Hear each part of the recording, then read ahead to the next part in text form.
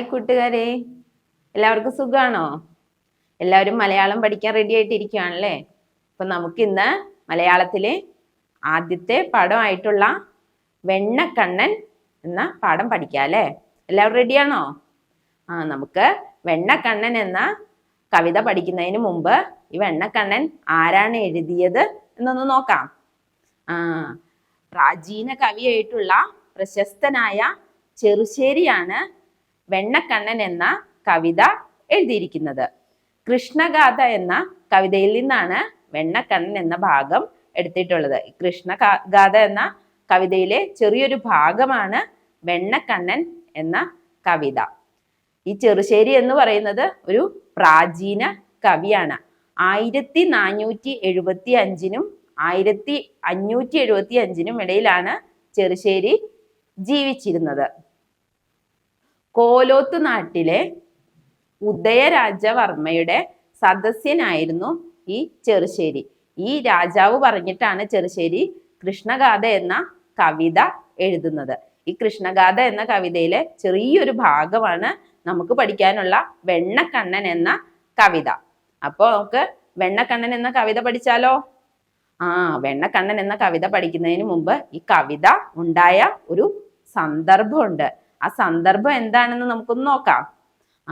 ഈ ഉണ്ണിക്കണ്ണൻ അല്ലെ ഈ വെണ്ണക്കണ്ണൻ എന്ന് പറയുന്ന കണ്ണൻ ഒരു ചെറിയ കുട്ടിയാണ്. നിങ്ങളെ പോലെയൊക്കെ തന്നെ കുസൃതിയും വികൃതിയുമായിട്ടുള്ള ഒരു കൊച്ചു കുട്ടിയാണ് കണ്ണൻ.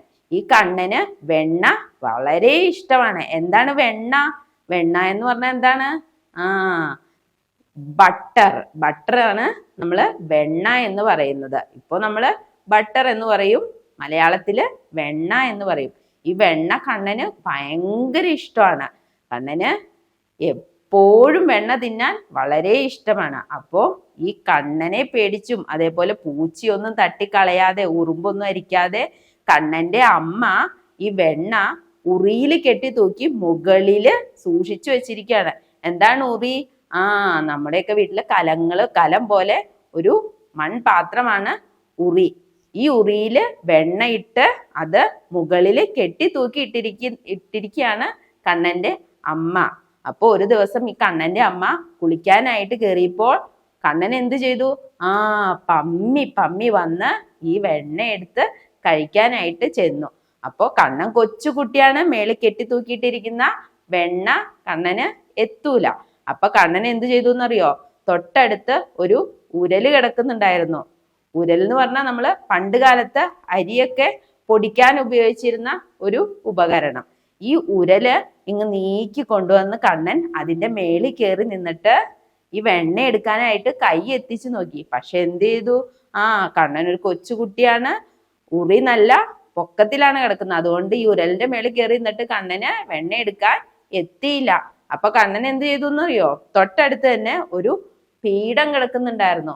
പീഠം എന്ന് പറഞ്ഞിട്ടുണ്ടെങ്കിൽ ചെറിയ പലക. ഈ പലക ഉരലിന്റെ മേളിൽ ഇട്ടിട്ട് കണ്ണൻ അതിന്റെ മേളിൽ കയറി നിന്ന് വെണ്ണ എടുക്കാൻ നോക്കി. കൈ എത്തിച്ചു നോക്കി. പക്ഷെ കണ്ണന് എത്തിയില്ല. അപ്പൊ കണ്ണൻ എന്ത് ചെയ്തു? ഒന്നുകൂടി ഒന്ന് കാല് പൊക്കി കൈ എത്തിച്ചു നോക്കി.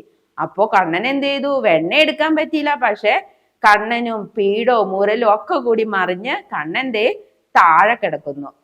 ഈ ഒച്ച കേട്ട് കണ്ണന്റെ അമ്മ ഇറങ്ങി വരികയാണ്. അപ്പൊ കണ്ണൻ ഒരു കള്ളച്ചിരിയോടുകൂടി, നമ്മൾ എന്തെങ്കിലുമൊക്കെ കട്ടെടുത്തിട്ട് അല്ലെങ്കിൽ എന്തെങ്കിലുമൊക്കെ കുസൃതി കാണിച്ച് കള്ളത്തരമൊക്കെ കാണിച്ച് കഴിയുമ്പോൾ നമ്മള് പൊട്ടിച്ചിരിച്ചോണ്ട് നടക്കോ? ഇല്ല അല്ലെ? ഒരു കള്ളച്ചിരിയോട് കൂടിയിട്ടായിരിക്കൂലേ?